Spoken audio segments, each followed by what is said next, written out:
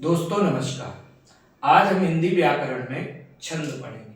पिछली वीडियो में हमने आपको हिंदी व्याकरण में रस रस के बारे में पढ़ाया था। आज हम पढ़ेंगे छंद के बारे में।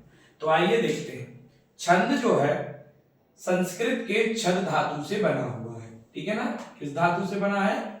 छद धातु से। और छंद का जो अर्थ होता है वो होता है आपका आह्लादित। आह्लादित का मतलब है खुश करना। ठीक है। छंद का अर्थ क्या है? आह्लादित यानी खुश करना। और यह आह्लाद वर्ण या मात्रा की नियमित संख्या के विन्यास से उत्पन्न होता है। आह्लाद किससे उत्पन्न होता है? यह खुशी किससे उत्पन्न होती है?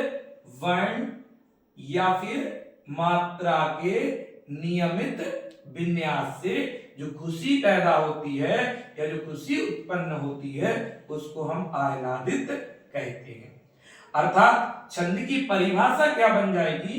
छंद की परिभाषा होगी कि वर्णों या मात्राओं के नियमित संख्या के विन्यास से यदि आह्लाद पैदा होता है यानी खुशी पैदा होती है तो उसको हम छंद कहते हैं।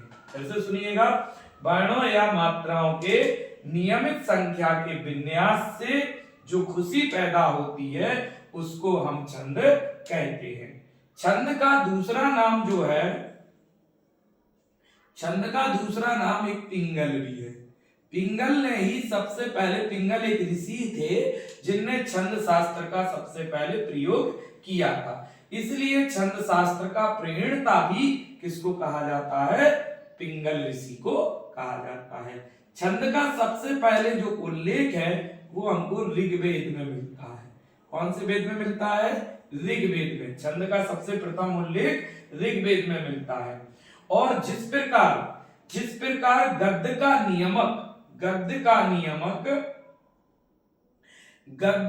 नियमक क्या है? व्याकरण है। व्याकरण। उसी प्रकार पद का जो नियमक है वो क्या है? छंद है। मतलब कि अगर गद्य को समझना है तो व्याकरण के नियमों को समझना होगा और पद्य को समझना है तो छंद के नियमों को समझना होगा। देखिए छंद के अंग, हिंदी में छंद के अंग कितने हैं? 7 है। एक चरण, पद या पाद। चरण या पद या पाद एक। दूसरा है वर्ण और मात्रा। तीसरा है संख्या एवं क्रम। चौथा है गण और पांचवा है गति।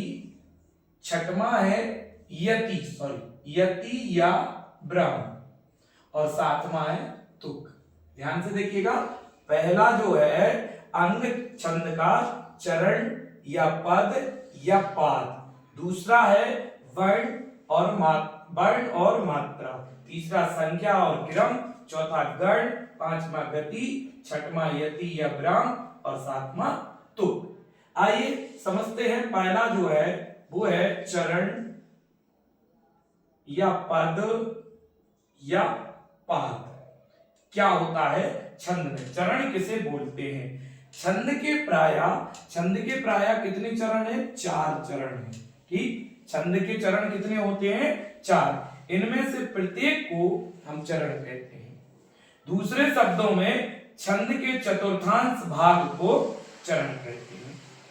कुछ छंदों में चरण तो 4 होते हैं लेकिन वे लिखे 2 पंक्तियों में जाते हैं। कितने में? 2 पंक्तियों में। कुछ, ध्यान से सुनिए, कुछ छंदों में चरण तो 4 होते हैं लेकिन लिखे वो 2 ही पंक्तियों में जाते हैं। जैसे कि दोहा और सोरठा। दोहा और सोरठा जो है वो 2-2 पंक्तियों में लिखे जाते हैं लेकिन उसमें चरण कितने होते हैं? चरण 4 होते हैं। और ऐसे छंद की प्रत्येक पंक्ति को हम क्या बोलते हैं भैया? दल बोलते हैं। ध्यान से सुनिए। छंद जिसमें जो छंद 2 पंक्तियों में लिखे जाते हैं उन्हें हम दल बोलते हैं। और वो कौन है जो 2 पंक्तियों में लिखे जाते हैं? दोहा और सोरठा। आगे हिंदी में कुछ छंद 6-6 पंक्तियों में भी लिखे जाते हैं। ठीक है ना, 6 पंक्तियों में लिखे जाते हैं। कुछ छंद ऐसे हैं हिंदी में जो 6 पंक्तियों में लिखे जाते हैं, और ऐसे छंद जो है 2 छंदों के योग से बनते हैं। जैसे कि बात करते हैं 2 छंदों के योग से कौन कौन बनता है। एक बनता है कुंडलिया, देखिए ध्यान से देखिए, कुंडलिया। जो कुंडलिया है ये जो है 6 पंक्तियों में लिखा जाता है, और ये जो है आपका किससे मिलकर बनता है, दोहा और रोला से, दोहा प्लस रोला से। ध्यान से देखिएगा, कुंडलिया 6 पंक्ति में लिखा जाने वाला छंद है, और दोहा और रोला से मिलकर बनता है। और दूसरा जो है वो है छप्पय, और ये भी आपका 6 पंक्तियों में लिखे जाने वाला छंद है, और ये आपका रोला प्लस उल्लाला से बनता है, उल्लाला। ध्यान से देखिए, कुंडलिया 6 पंक्तियों में लिखे जाने वाला छंद है जो दोहा और रोला से मिलकर बना है। दूसरा छप्पय, ये भी 6 पंक्तियों में लिखा जाने वाला छंद है, और ये आपका रोला प्लस उल्लाला से मिलकर बनता है। अब बात करते हैं हम चरण। चरण 2 प्रकार के होते हैं, एक समचरण होता है, समचरण, और एक होता है विषम चरण, विषम चरण। ठीक, समचरण जो होता है वो दूसरा और चौथा होता है, और विषम चरण पहला और तीसरा होता है। ध्यान से रखिएगा, चरण 2 प्रकार के होते हैं, एक समचरण और एक विषम चरण। समचरण में दूसरा और चौथा चरण आता है, और विषम चरण में पहला और तीसरा चरण आता है। अब बात करते हैं हम वर्ण और मात्राओं की। देखिएगा, वर्ण एंड मात्रा। तो वर्ण और मात्रा जो हमारा दूसरा अंग है, सबसे पहले हम वर्ण के बारे में समझते हैं। ठीक, छंदों में वर्णों का भी महत्व है, क्योंकि छंद में 2 प्रकार के छंद होते हैं, एक वर्णिक छंद और एक मात्रिक छंद। तो वर्णिक छंदों में वर्णों को गिना जाता है, और मात्रिक छंद में मात्राओं को गिना जाता है। तो हम सबसे पहले पॉइंट नंबर 2 की बात करते हैं, और उसमें वर्ण की बात करते हैं। वर्ण को ही हम क्या बोलते हैं दोस्तों, अक्षर भी बोलते हैं। क्या बोलते हैं, अक्षर। एक स्वर वाले ध्वनि को हम वर्ण कहते हैं, चाहे वह स्वर ह्रस्व हो या दीर्घ हो। ह्रस्व माने छोटे स्वर, और दीर्घ माने बड़े स्वर। ध्यान रखिए, दीर्घ माने बड़े। ह्रस्व में आ, ई, उ और रे आएगा, ये ह्रस्व स्वर है। और दीर्घ स्वर बड़ा आ, बड़ी ई, बड़ा उ, ए, आई, ओ और औ। ठीक है, ये क्या है, आपके दीर्घ स्वर है। जिस ध्वनि में स्वर नहीं हो, जैसे हलन शब्द राजन का, जैसे देखिए राजन है, अब ना जो है वो क्या है, आधा है, तो ना में जो है कोई स्वर नहीं होगा, अर्थात आधे स्वर। जैसे कृष्ण है, तो कृष्ण का जो सा है इसमें भी आपका स्वर नहीं होगा, अर्थात तो उसे हम वर्ण या अक्षर नहीं मानेंगे। ठीक, अब वर्ण को ही अक्षर कहते हैं, हमने आपको बता दिया कि वर्ण या अक्षर। तो 2 प्रकार के, ह्रस्व और दीर्घ। ह्रस्व में जो है वो आपके छोटे वर्ण आते हैं, यानी एक मात्रा वाले आ, ई, उ, रे, और दीर्घ में बड़े आते हैं, बड़ा आ, बड़ी ई, बड़ा उ, ए, ऐ, ओ, औ। अब जो आधे अक्षर है वो स्वर अर्थात वर्ण या अक्षर नहीं माने जाते हैं। ह्रस्व स्वर वाले वर्ण जो है वो आ, ई, उ, रे है, और इन्हीं की मात्रा किसी में अगर लगी है, जैसे क है तो ये भी ह्रस्व होगा, कि, कु या किर, ये भी क्या होंगे, ह्रस्व वर्ण, यानी आपके छोटे वर्ण होंगे। और अगर का बड़ा है, का में बड़ी की है, कु है, के है, ये दीर्घ होते हैं। लेकिन यहां पर क्या होता है कि इस प्रकार की मात्रा 2 प्रकार के, इस प्रकार के, चाहे वो दीर्घ वर्ण हो और चाहे वो ह्रस्व वर्ण हो, यहां पर वर्ण एक ही गिना जाएगा, चाहे वो बड़ा वर्ण हो और चाहे छोटा वर्ण हो। अब बात करते हैं मात्रा की। ठीक, दूसरा क्या है? मात्रा, वर्ण और मात्रा। दूसरा इसमें जो है वर्ण और मात्रा। देखिए मात्राएं क्या होती है? मात्रा जो होती है किसी वर्ण या ध्वनि के उच्चारण काल को मात्रा कहते हैं, यानी बोलने के समय को हम क्या कहते हैं? मात्राएं कहते हैं। किसी भी वर्ण को या ध्वनि को के उच्चारण में जो लगा समय है उसे हम क्या कहते हैं? मात्रा कहते हैं। इस प्रकार मात्रा दो प्रकार की होती है, एक आपकी ह्रस्व और दूसरी दीर्घ। ह्रस्व में वही आपको बताया था कि बड़ा छोटा आ, छोटी ई, छोटा उ और ऋ आएगा। और दीर्घ में हमने आपको बताया था बड़ा आ, बड़ी ई, बड़ा उ, ए, आई, ओ, औ आएंगे। ठीक, तो अब जो ह्रस्व मात्रा में जो है वो ह्रस्व वर्ण की एक मात्रा होती है, जबकि दीर्घ वर्ण की दो मात्राएं होती हैं। लेकिन वर्ण में ह्रस्व हो चाहे दीर्घ हो वो एक ही काउंट किया जाता है। अब वर्ण और मात्रा की गणना। देखिए वर्ण की गणना को क्या कहते हैं? ध्यान से देखिए, वर्ण की गणना, वर्ण की गणना देखिएगा। ह्रस्व स्वर वाले वर्ण, ह्रस्व वर्ण यानी एक बाणिक होते हैं। ह्रस्व स्वर वाले वर्ण, ह्रस्व स्वर वाले वर्ण एक वार्णिक होते हैं, वर्णिक। ठीक, और दीर्घ वाले स्वर ये भी एक वर्णिक होते हैं वर्ण में। ठीक है ना, एक वर्णिक होते हैं। ह्रस्व वाले भी एक वर्णिक और दीर्घ वाले स्वर भी एक वर्णिक होते हैं। लेकिन मात्रा की गणना में क्या होता है? मात्रा की गणना में ह्रस्व वाले को तो एक मात्रा के रूप में गिना जाता है, ह्रस्व वाले में एक मात्रा, जबकि दीर्घ वाले में दो मात्रा में गिना जाता है। जबकि वर्णिक छंदों में ह्रस्व चाहे दीर्घ वो एक ही वर्ण में गिना जाएगा। वर्णों और मात्राओं की गिनती में स्थूल भेद यही है कि वर्ण सस्वर अक्षर है, वर्ण पूरा स्वर के साथ अक्षर है, जबकि मात्रा सिर्फ स्वर है। वर्ण क्या है? वर्ण पूरा अक्षर है, अक्षर है, और मात्रा जो है वो सिर्फ स्वर है। तो एक स्वर यानी ह्रस्व स्वर की एक मात्रा और दीर्घ स्वर की दो मात्राएं होती हैं, जबकि वर्णिक छंदों में चाहे ह्रस्व चाहे दीर्घ एक वर्णिक छंद ही काउंट होगा।